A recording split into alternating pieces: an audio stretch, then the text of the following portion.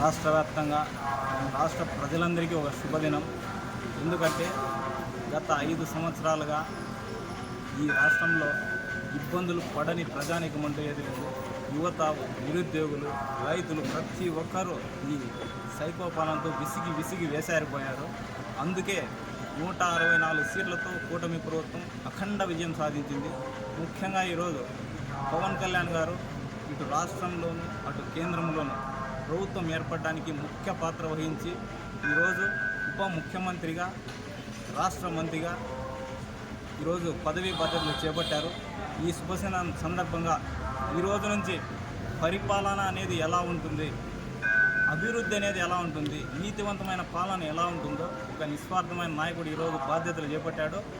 ఖచ్చితంగా జనసేన మార్క్ అనేది ఎలా ఉంటుందో, పరిపాలన ఎలా ఉంటుందో రాష్ట్ర ప్రజలు చూడబోతున్నారు. తరతరాలు గుర్తుపెట్టుకునే విధంగా జనసేన అని ఈ రాష్ట్ర ప్రభుత్వం చంద్రబాబు నాయుడు నాయకత్వంలో, నరేంద్ర మోడీ గారి నాయకత్వంలో, ముఖ్యంగా పవన్ కళ్యాణ్ గారి పరిపాలన ఎలా ఉంటుందో రాష్ట్రం మొత్తం చూస్తుందని, రాష్ట్రం సుభిక్షంగా వర్ధిల్లాలని, స్వర్ణాంధ్రమయం కావాలని ఈ సందర్భంగా కోరుకుంటూ జై జనసేన, జై హింద్.